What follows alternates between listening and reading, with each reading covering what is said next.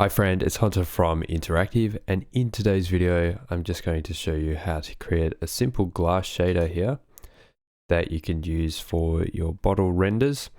Now glass is a little bit of a difficult one, however mostly the difficulty comes from lighting it, and so you've got to play around with your lights a lot, but I'm going to show you how to set up the shader in this lesson, which is actually quite simple. So this one has a bump on it, which I'm still working out a few flaws in this and how to fix it. But I'll show you how to set up just the general glass shader, which I've used on both the glass here and also the liquid inside. So if we take a look at that, it's pretty much the same setup with the transmission pushed all the way up. However, for the glass, you can actually use a glass shader. So in here, I've got the glass, and I've actually got two materials in this shape here, just one for the displacement and the other one for the glass, and the displacement's been pulled off this one.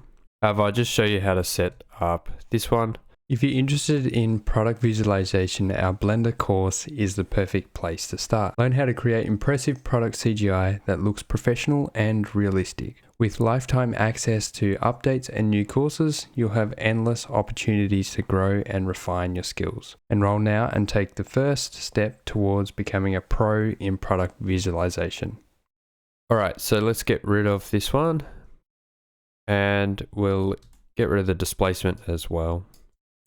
And so by default, you'll probably have something like this. I've actually got this set up onto it, which for now, what I'll do is save a new document, and then I'll just get rid of this, and we won't worry about the bump for now. And so basically all you have to do is just go Shift A, we'll search for just a glass, and it'll be glass BSDF. So by default, this is pretty good setup and a good shader. So you can see it's super easy, super simple, but you can add a little bit more to this to just help add a little bit inconsistency. However, in this case, I don't think I want a denoiser when I go to render it. And that's just because a denoiser makes the glass look fairly fake and it makes it look too smooth.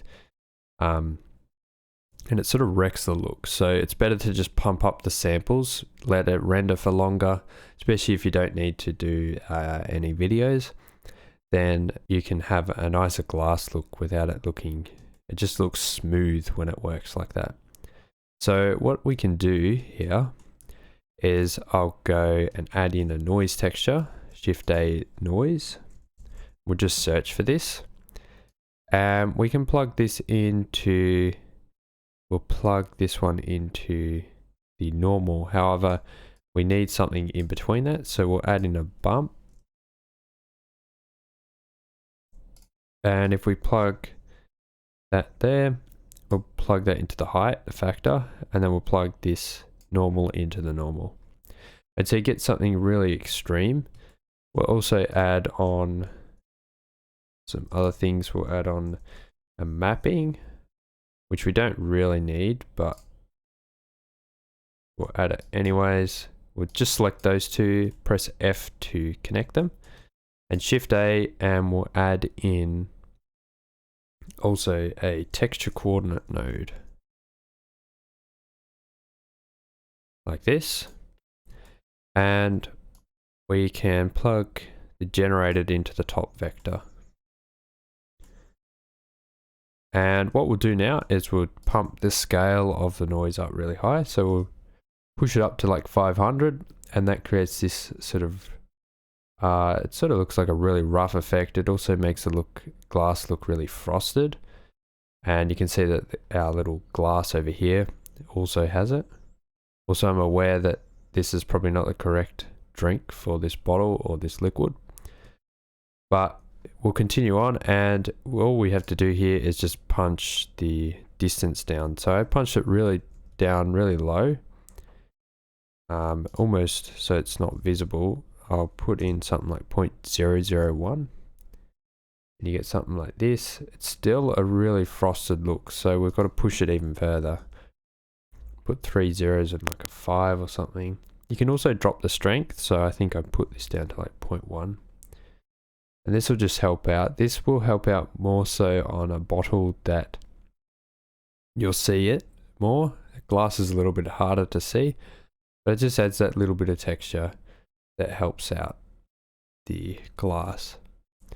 And then so what we can also do is actually, I added an extra UV and I just took a section of this, and we have a look at our UV editing.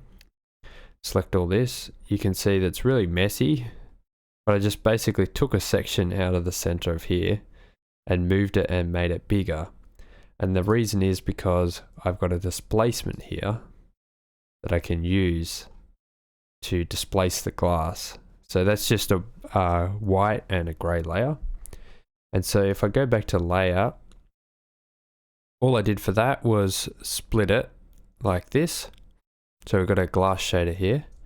If I go into here, and what I'll do is go into UV, and I'll just link these, deselect it, press L, and now I've got selected just this area here. Then you can add a new material in your materials slot here, and you can actually assign this selected area so you can add a new material. And then I'll go glass. However, here I've got a glass displacement, I'll use that. But what you would do is go glass and then you duplicate it and call it glass displacement, like so. I'm just going to use what I've got there already. And then you can move this section to the correct layout.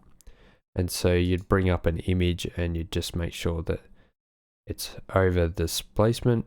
And then what you can also do is come down to materials here. And you've got to come down to the settings here and make sure that you've got this checked here. So you'll go displacement and bump to make sure that the effect will pop up. Then what you can do is come down here and you'll just add in your image. You'll add in the UVs here so that it maps to it. And then you will plug in a displacement image. And that's just our image that I showed you before, plugged into the height of a displacement. And I've just changed some of the settings, changed the scale, and the mid-level will stay the same because I've got a 50% gray. And if you want to learn a little bit more about displacement, then I have got some other videos on it. And there's another video that goes over creating like a textured effect across the whole of the glass. So then what you can do is plug the displacement into the displacement on the material output and you get this sort of effect. Now, as you'll see right now, it doesn't look that great. It's like really wiggly. And so if I have a look in my subdivisions here, I've just added 2 subdivisions. And the render one has got 3 and 3. You don't need 2. I just add them in. Makes it a little bit easier to adjust, but you could put this one as 6. And that would work fine. But it looks wiggly now because I've got the viewport displacement set to 1.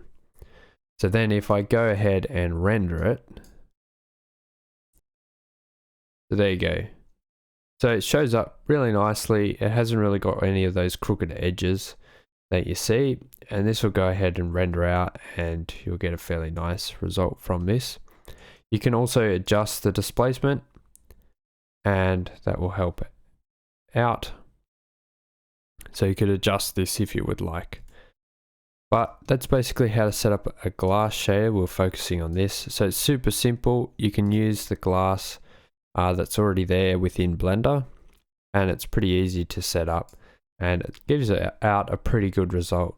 As I said at the start of the video, I think most of the result comes from the actual lighting of the glass, and it's extremely hard to do because it's a very reflective surface and you get all these reflections. So there you go. That's how to set up a glass shader. It was a little bit more of an advanced tutorial. You can of course head to our website and we go over a lot more stuff in our course, more in depth, and explain how and why. Anyhow, if you enjoyed the video, make sure to follow so that you can get more tutorials like this one. If you have any questions, drop them down below and I'll be sure to answer them. All right, I'll see you in the next one.